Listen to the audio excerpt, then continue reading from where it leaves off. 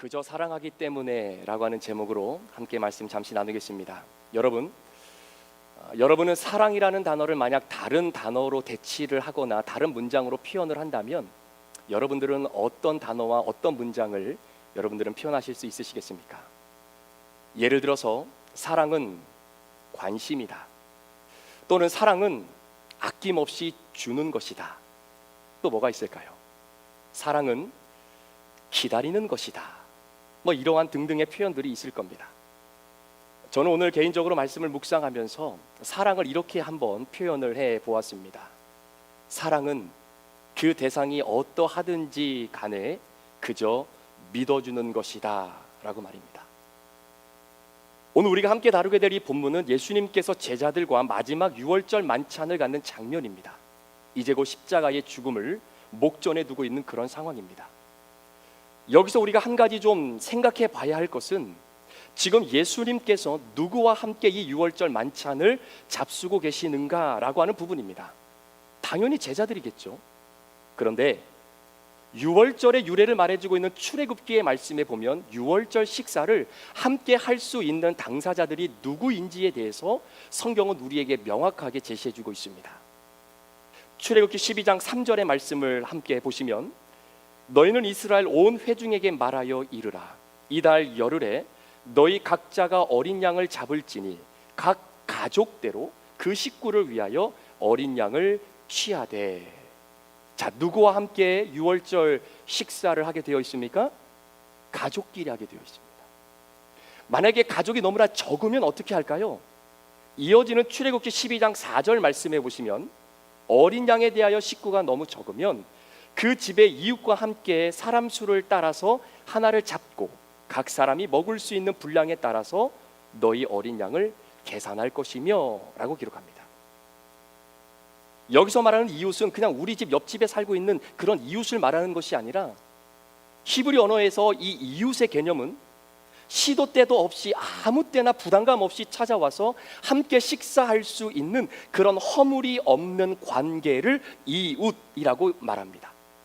마치 유한진 시인이 썼던 질환지교를 꿈꾸며라고 하는 그 시에 나오는 바로 그러한 친구의 관계를 말할 수 있을 것이죠. 따라서 성경에서 유월절 식사를 함께 할 수 있는 대상은 가족이나 가족과 같은 이웃이 함께 유월절 식사를 먹을 수 있다라고 성경은 이야기합니다. 따라서 오늘 본문은 예수님께서 함께 유월절 식사를 하고 있는데, 예수님과 함께하는 제자들은 그런 의미에서 그냥 예수님의 가르침을 받고 3년 동안 예수님을 따라다니는 그냥 일반적인 제자가 아니라 가족이다라는 겁니다. 12제자가 곧 예수님의 형제요, 자매요, 아버지요, 어머니입니다. 가족이라는 겁니다. 예수님이 12명의 자녀를 입양하여서 한 가족을 이룬 그런 컨셉이다라는 이야기죠. 그런데 예수님이 갑자기 그 가족들 앞에서 이런 얘기를 하시는 겁니다. 너희 중에 하나가 나를 배신할 것이다.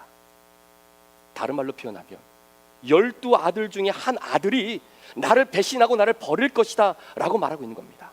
그런데 여러분, 12아들 중에 한 아들만 예수님을 배신하고 배반했습니까? 오늘 같은 내용을 기록하고 있는 마태복음 26장 31절의 말씀에 보면, 그때 예수께서 제자들에게 이르시되 오늘 밤 너희가 다 나를 버리리라. 기록된 바 내가 목자를 치리니 양의 떼가 흩어지리라 하였느니라. 결국 12제자 모두가 단 한 사람도 남김없이 예수님을 배반하고 배신하고 버립니다. 그때 제자들이 뭐라 그러냐면요, 예수님, 저는 아니지요. 제가 어떻게 예수님을 배반하고 배신할 수 있겠습니까? 라고 말하지만 사실 그들은 그들 자신이 누구인지를 제대로 모르고 있었던 상황입니다. 여기서 우리가 한 가지 깨달을 수 있었던 것은, 여러분들에게 있어서 가족이라고 하면 어떤 의미입니까? 여러분에게 있어서 가족은 뭡니까? 잘 기억해 보십시오. 나를 가장 아프고 힘들게 하며 끝내 나를 배신하는 그 사람이 여러분 직장에 있는 그 사람이 아닙니다. 여러분의 거래처의 그 사람이 아닙니다. 바로 여러분 가족 안에 있습니다. 우리는 통상 가족인 나를 이해하고 가족은 나를 지켜주고 가족만큼 나를 사랑하는 이가 없다라고 우리는 그렇게 고백하며 생각하지만 아닙니다. 그렇게 믿고 사랑을 아낌없이 준다고 하는 그 가족들 모두도 죄인입니다. 100% 죄인이라고 하는 사실을 우리는 잊어서는 안 됩니다. 따라서 여러분, 가족은 내가 사랑을 해야 하는 사랑의 대상이기 전에 배신으로 내 가슴을 후벼 파고 내 가슴에 피를 철철 흘리게 할지라도 그렇게 배신을 나에게 갖다 주어도 끝까지 그 가족을 포기하지 않고 하나님의 나라 천국으로 이끌고 가야 될 대상이라고 하는 사실을 우리는 절대로 잊어서는 안 되는 겁니다. 여러분, 부부가 왜 만났습니까? 왜 만나서 결혼하셨나요? 사랑하기 때문에 결혼하셨습니까? 서로 의지하고 행복을 꽃피우자고 그래서 결혼하셨나요? 물론 그럴 수도 있지만 본질은 아닙니다. 부부가 서로 만나서 가정을 이루는 것은요, 잘 들어보세요. 남편의 입장에서 이 아내만큼은, 아내의 입장에서는 이 남편만큼은, 부모의 입장에서는 이 자녀들만큼은 설사 나를 배신하고 내 가슴을 꽃쟁이로 후벼 파는 그러한 배신을 나에게 가져다 준다 할지라도 내가 이 사람들을 끝까지 포기하지 않고 하나님의 나라로 이끌어 가야 하는 대상으로서 하나님이 우리를 만나게 해 주신 거라는 거예요. 아니라고 여러분 생각하실지는 모르겠지만 한번 보세요. 부모님이 살아계실 때는 아무 문제 없습니다. 그런데 부모님이 돌아가시고 나면 반드시 자녀들 사이에 대두되는 문제가 있습니다. 어떤 문제냐면요, 재산 상속 문제입니다. 100%입니다. 재산을 어떻게 나눌지, 우리 부모가 빚이 있었는지 없었는지도 따져봐야 되고요, 재산 상속 문제로 인해서 그렇게 믿고 신뢰하고 이 세상에서 나를 사랑하고 아끼는 사람은 우리 가족밖에 없다라고 했던 그 사람들 가운데에 마치 유리창이 땅바닥에 떨어지면 산산조각 나듯 그렇게 재산 상속 문제로 가족이 풍비박살나는 모습을 한두 번 본 것이 아니에요. 만약 가족을 단순히 사랑의 대상, 행복을 만들어가는 동반자라고 하는 개념으로만 가족을 인식하면요, 돌이킬 수 없는 피비린내 나는 전쟁이 벌어지게 되는 겁니다. 그럼에도 불구하고 그 가족 구성원을 하나님께서 나에게 붙여주신 전도 대상자라고 여겨졌을 때에 배신으로 내 마음을 갈기갈기 찢어 놓아도 포기하지 않고 천국까지 끌고 가야 할 대상으로 바라볼 수 있다라는 거예요. 그게 가족입니다. 따라서 가족이 우리의 선교의 대상입니다. 그래서 가정이 여러분의 선교지입니다. 가족이 내 사명의 대상입니다. 그래서 하나님이 우리를 만나게 해주신 거예요. 오늘 예수님은 가족들과 함께 유월절 식사를 하십니다. 그런데 그 가족들이 다 예수님을 배신합니다.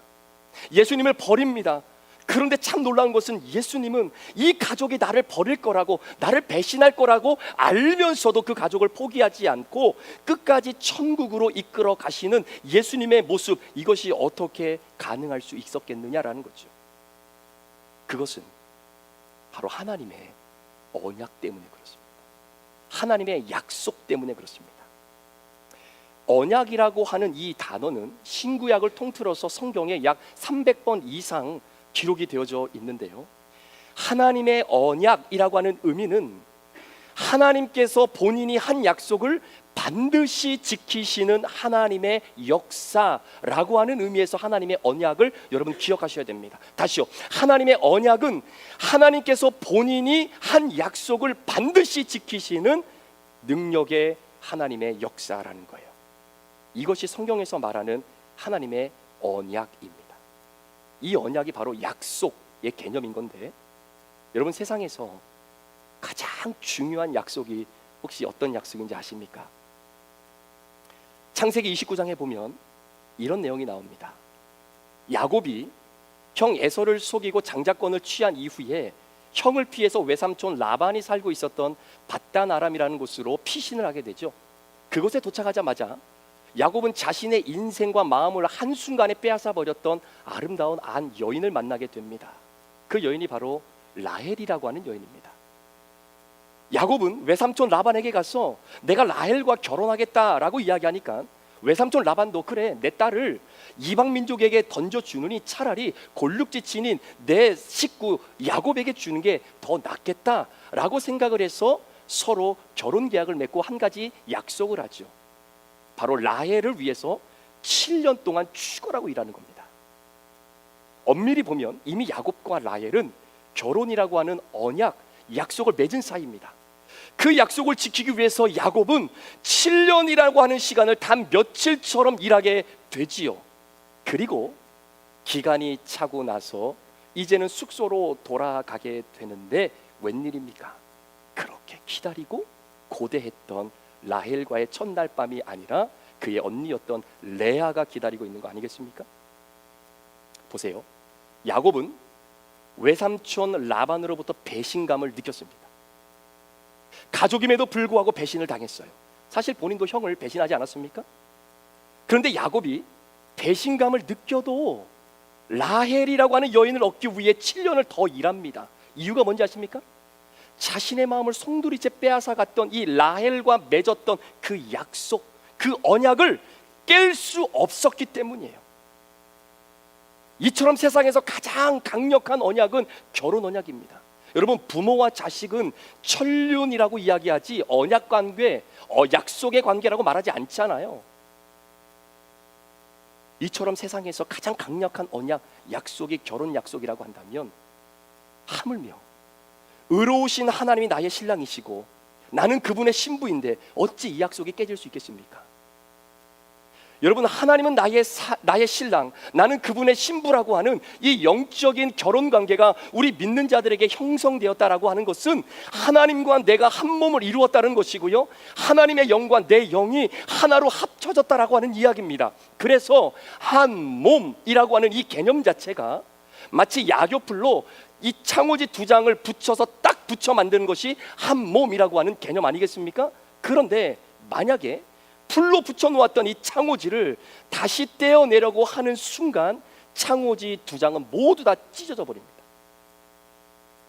이처럼 하나님과 맺은 영적인 혼인의 관계는 아무리 뗄래야 뗄 수가 없다라는 거예요. 그래서 사도 바울이 로마서 8장 35절부터 39절에 이렇게 고백하는 겁니다. 누가 우리를 그리스도의 사랑에서 끊으리요? 환난이나 공고나 핍박이나 기근이나 적신이나 위험이나 칼이라.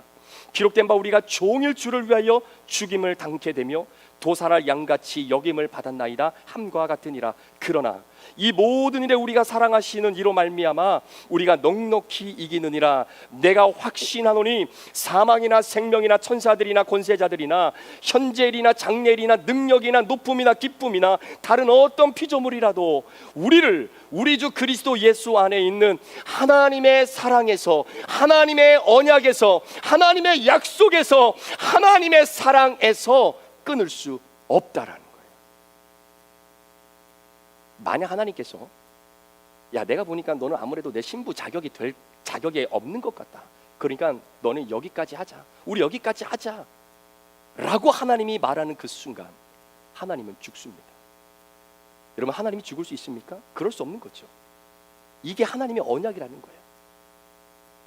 내가 너를 신부로 맞이했으니 네가 부족하고 천방지축이라 할지라도 내가 너를 끝까지 하나님의 나라로 이끌고 갈 거야, 내가 그렇게 할 거야 라고 하시면서 저와 여러분을 신랑 되신 하나님의 신부로 맞이해 주신 것이 하나님의 언약이라고 하는 사실이고요, 이게 가족이에요.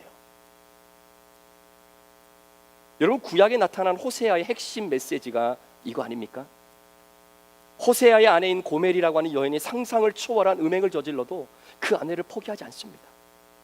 약속을 하나님이 파기하지 않습니다. 내 아내 고멜이 설사 음행한 여인이라 할지라도 내가 그녀를 버릴 수 없기에 가슴에 품고 하나님의 나라 천국까지 이끌고 가겠다라고 하는 하나님의 마음의 확정함을 우리에게 보여주는 것이 호세아 선지자의 메시지의 핵심 아닙니까? 하나님의 언약을 한마디로 정리하면 나는 너를 포기하지 않아, 나는 너를 버리지 않아입니다. 이것이 구약에서 말씀하신 하나님의 언약이라는 거예요. 이 구약의 언약의 말씀, 이 하나님의 언약이 드디어 오늘 본문에서 완벽하게 성취가 되는 겁니다. 어떻게 이 언약을 성취하고 완성하는 것일까요? 그것은 바로 예수 그리스도 자신의 몸과 피를 내어 주심으로 말미암아 하나님이 구약에 약속하셨던 이 언약이 완벽하게 이루어지는 겁니다. 다른 말로 표현하면 대가를 지불하심으로 이 언약을 완성하시는 모습을 우리는 경험하게 되는 겁니다. 예를 들어 한 아버지가 그렇게 갖고 싶었던 집이 있었습니다. 자녀들과 함께 차를 타고 그 집 앞을 지날 때마다 아이들에게 이야기하죠. 얘들아, 아빠가 저 집을 살 거야. 아빠가 저 집의 주인이 될 거야. 알았지? 라고 말을 합니다. 그런데 여러분, 그렇게 아버지가 아이들에게 말만 선포한다고 해서 그 집이 그 아버지의 소유가 되는 겁니까? 아니지요. 절대로 그럴 수는 없습니다. 자, 그럼 어떻게 해야 그 집이 그 아버지의 소유가 될 수 있겠습니까? 그것은 대가를 지불해야 되는 거예요. 집값을 다 페이오프를 해야 실제적인 소유주로 계약서에 내 이름을 올릴 수 있는 겁니다. 그래야 그 집이 진짜 내 집이 되는 것 아닙니까? 오늘 예수님께서 자신의 피와 몸을 내어주시는 것은 대가를 지불하겠다라는 겁니다. 그렇게 함으로써 저와 여러분에 대한 신분의 소유권을 가져오시겠다라는 겁니다. 여러분, 호세아서에 보면요, 호세아의 아내였던 고멜이 다른 남자에게 팔려갑니다. 그때 하나님이 호세아 선지자에게 야, 가서 네 아내에게 돈을 주고서라도 그 아내를 데리고 오라는 거예요. 무슨 말입니까? 대가를 지불해서라도 네 아내를 데리고 오라는 말씀입니다. 내가 백날 선언한다고 그 집이 내 집이 되는 것이 아니잖아요. 대가를 지불해야 내 집이 되는 것처럼 우리 예수님께서 자신의 몸과 피를 십자가에 다 쏟아내시는 그 대가를 지불하심으로 하나님의 언약을 완성하신 이 놀라운 은혜가 저와 여러분들에게 주어졌다라는 사실입니다. 따라서 내게 임한 구원은요, 그저 말씀 듣고 내 감정을 울리는 찬양을 드리면서 내 마음이 뜨거워졌기 때문에 그 구원이 내게 임한 것이 아니라 예수 그리스도께서 자신의 몸과 피를 쏟으시는 그 대가로 인하여 나온 것이 내게 임한 구원이다라는 것입니다. 그러니까 여러분, 예수님의 중보 기도는 엄청난 힘이 있는 거예요. 사실 우리가 중보기도하는 것이 아니라 중보기도는 예수님만 하시는 거죠. 우리는 도구기도라고 표현하는 것이 맞습니다. 자, 왜 예수님의 중보기도가 힘이 세냐면요, 예수님이 하나님 아버지에게 예를 들어서 하나님 아버지, 이 사람은 천국에 들어가도록 구원해 주세요 라고 하면 우리 하나님 아버지는 외면할 수 없습니다. 이유가 뭐냐면 우리 예수님이 계약서를 들고 가시거든요. 그 계약서의 흔적을 하나님 아버지 앞에 내미면서 얘기하는 겁니다. 하나님, 이 계약서에 따르면 내가 이 영혼을 위해 내 몸과 피를 다 쏟았으니 하나님 구원해 주십시오. That's it. 그러므로 하나님의 자녀가 되었다, 천국을 소유한 자가 되었다라고 하는 것은 그냥 되는 것이 아닙니다. 살과 피를 내주었기 때문에 가능한 것입니다. 그렇기 때문에 예수님이 지불한 대가로 구원받은 저와 여러분의 삶은 철저하게 한 영혼을 하나님 앞으로 인도하기 위해 마땅히 지불해야 될 그 대가를 이 삶에서 내가 지불하면서 살아가는 사람이 그리스도인의 삶이라는 거예요. 하나님의 자녀의 인생인 줄 믿습니다. 말씀을 정리합니다. 배신할 것도 알면서도, 결국은 예수를 버릴 걸 알면서도 자신이 선택한 제자들, 바로 그 가족들을 끝까지 포기하지 않고 천국으로 인도하신 우리 주님, 왜 그러셨을까요? 왜 그렇게까지 하셔야만 했을까요? 다른 방법은 없었을까요? 원고에는 없는 이야기인데요, 어제 잠시 말씀을 준비하면서 미국 교회 목사님하고 서로 자신이 준비한 말씀을 함께 나누는 시간이 있었습니다. 그러면서 미국 교회 목사님이 저한테 그렇게 얘기를 하시는 거예요. 예수님의 제자들이 예수님을 팔 것을 예수님이 알았겠느냐 몰랐겠느냐라는 거죠. 당연히 알았죠.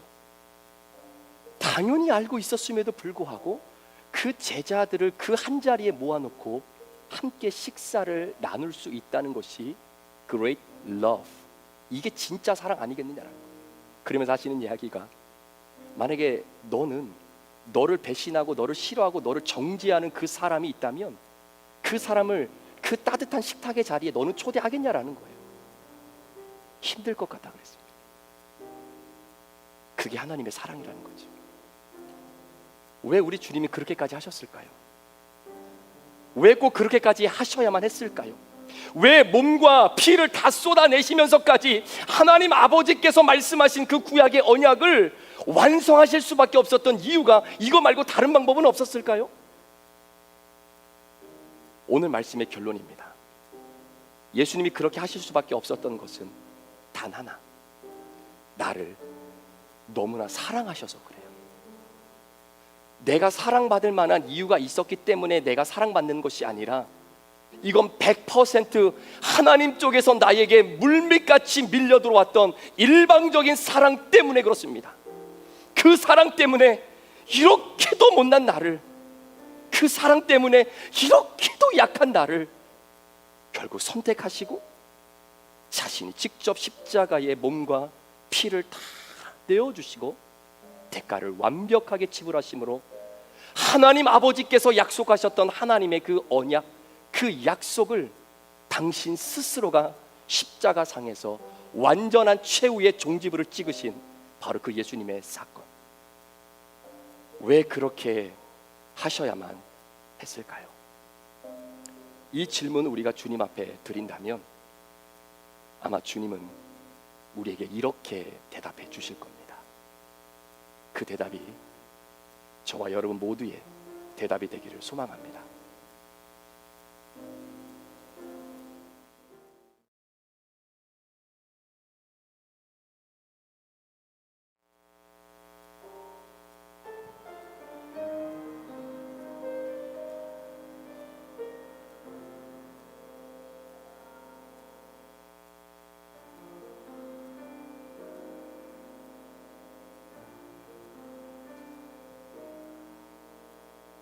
왜 십자가를 지셨나 하늘 귀한 영광 버리고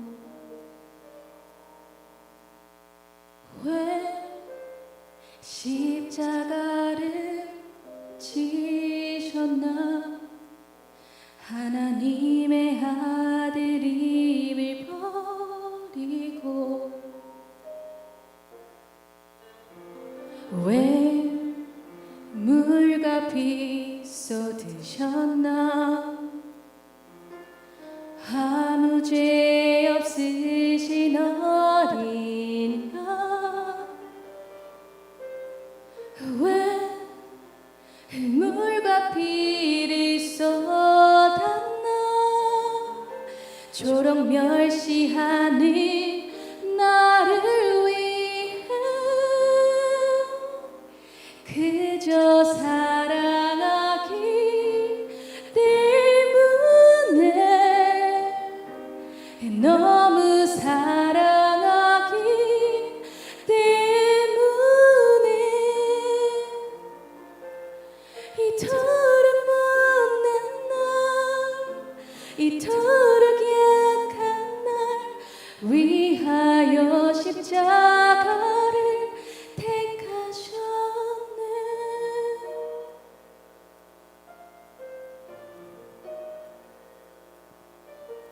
왜 물과 피 쏟으셨나 아무 죄 없으신 어린 양 왜 물과 피를 쏟았나 초록 멸시하는 나를 위해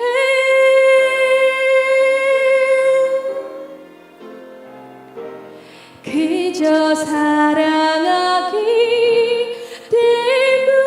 때문에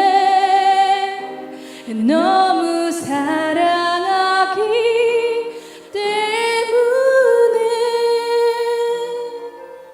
이토록 못난 날 이토록 약한 날 위하여 십자가를 택하셨네 수도 없이 주를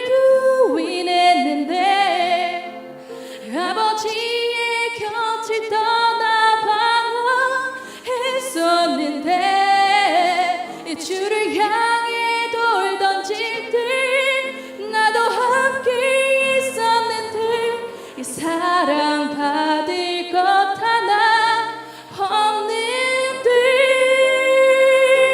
왜 날 위해 그저 사랑하기 때문에 너무 사랑하기 때문에 이토록 못난 날 이토록 약한 날 위하여 십자가를 택하셨네. 이토록 못난 날 이토록 약한 날 위하여 십자가를 택하셨네.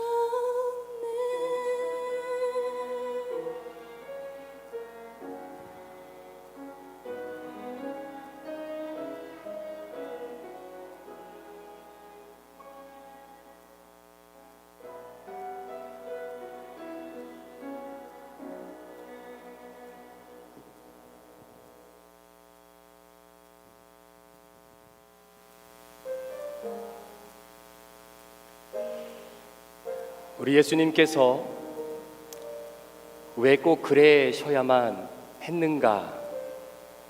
라고 하는 그 질문에 대한 해답을 찬양을 통해서 함께 고백했습니다.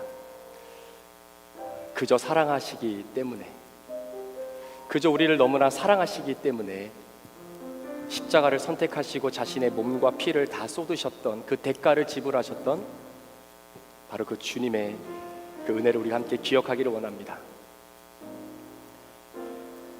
예수님께서 십자가에 못 박혀 돌아가시기 전날 밤 12명의 가족들과 함께 마지막 유월절 만찬을 나누실 때에 이들이 나를 다 버리고 도망가고 배신할 걸 알면서도 주님 그들의 사랑을 품고 이렇게 말씀하셨습니다. 떡을 떼어 제자들에게 나눠주시며 말씀하시기를 그래도 받아 먹어라. 이것은 내가 너를 위해 흘리는, 너를 위해 찢기는 내 몸이다. 식사를 다 마치시고 난 이후에 제자들을 향하여 잔을 따라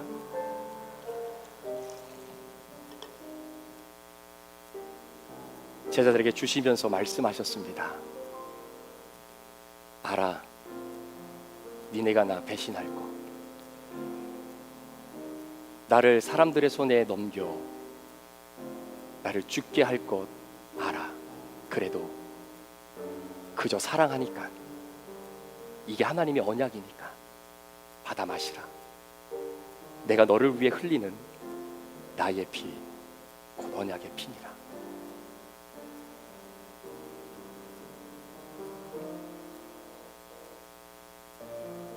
오늘 함께 주님의 살과 피를 대할 때 여러분들이 한 사람 한 사람씩 나오셔서 주님의 몸을 직접 띄어서 주님의 피에 직접 찍어 여러분들이 마지막 하나님 나라의 식탁을 대하실 때 이런 마음으로 나오셨으면 좋겠어요. 주님, 내가 주님 배반할 것까지 아시면서 왜 이러셔야만 했습니까? 내가 주님을 배반하고 배신할 걸 주님 아시면서 왜 이렇게까지 하셔야만 합니까?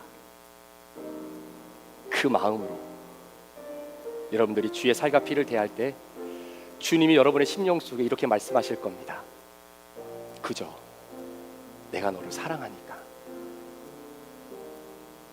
그 믿음 가지고 우리 뒤에서부터 우리 순서대로 한 분씩 한 분씩 우리 함께 질서에 맞추어서 주님의 살과 피를 함께 대하기를 원합니다. 우리 분치한 연들 앞으로 나오시고.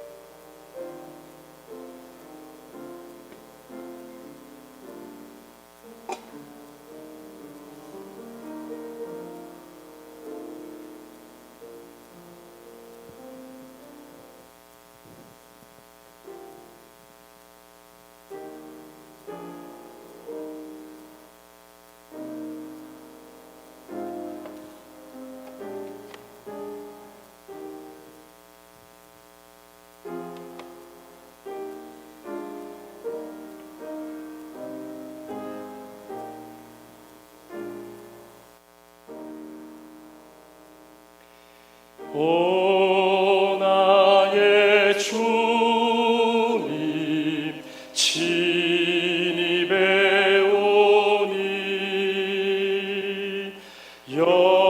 영원한 세계 밝히 나타나 한없는 은혜 길이 누리니 주님께 모든 염려하리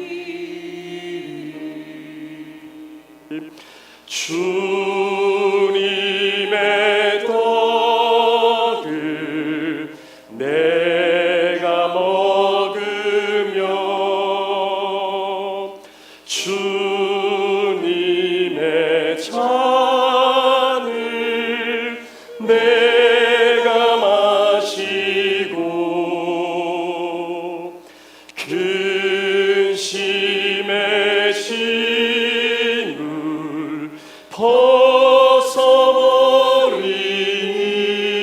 벗어버리니 죄사함 받아 내 맘 새롭다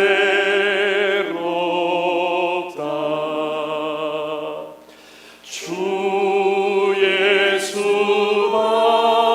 예수밖에 도움 없어서 주님의 팔에 의지합니다 주 권능으로 힘이 솟아서 주 안에 내가 만족합니다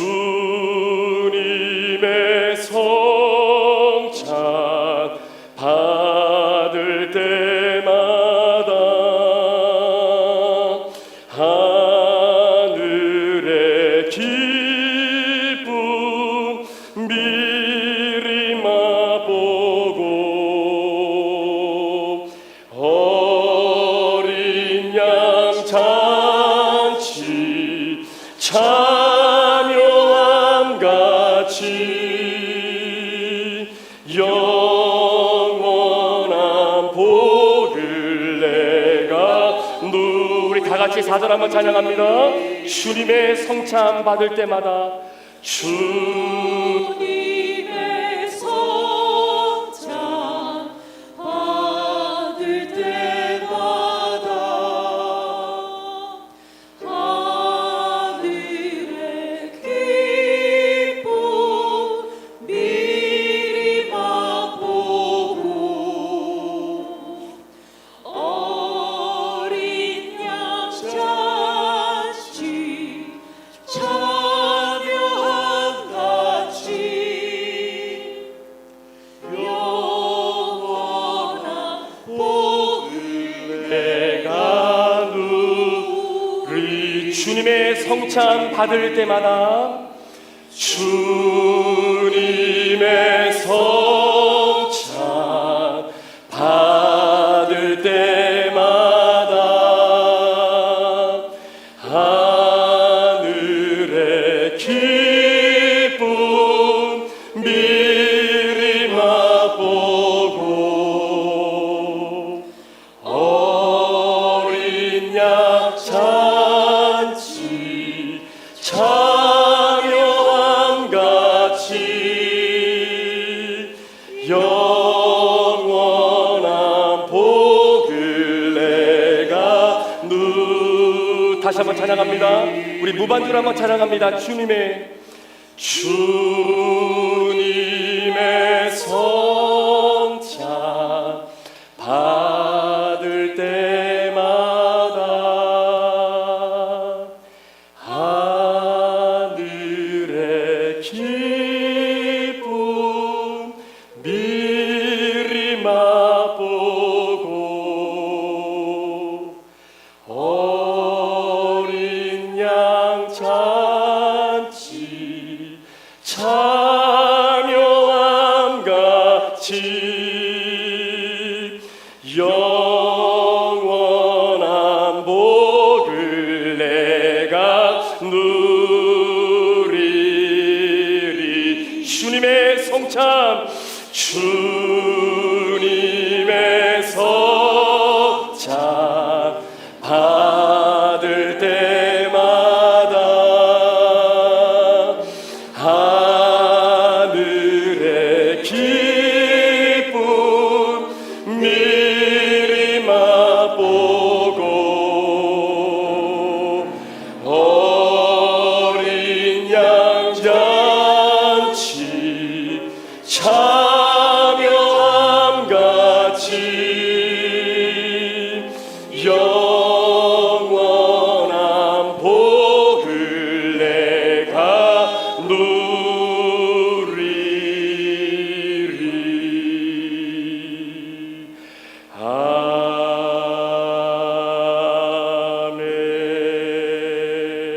아멘. 지금은 우리 구주 예수 그리스도의 귀하신 은혜와 우리 아버지 하나님의 무한하신 사랑하심과 성령님의 감화감동 충만교통 위로하시고 내주하심의 그 역사가 하나님의 약속과 언약을 마침내 주님의 살과 피를 지불하시며 종지부를 찍어주시며 완성해 주신 그 예수 그리스도의 놀라운 그 사랑을 다시 한번 기억하며 우리를 가족으로 품어주시고 끝까지 주의 나라로 마지막 때까지 우리를 붙잡고 인도하여 주시기를 원하시는 그 주님의 마음을 다시 한번 깨닫고 이 땅 가운데에 온전한 대가를 지불하며 살기를 주님 앞에 결단하며 오늘 성금요일 예배를 마치고 모든 가정으로 돌아가는 사랑하는 귀한 성도들 머리머리 위에 이들의 가정과 직장과 사업터 위에 우리 사랑하는 자녀들 위에 또한 몸된 교회 위에 또한 태중의 생명들 위에 지금부터 영원토록 함께 계시기를 간절히 축원하옵나이다. 아멘.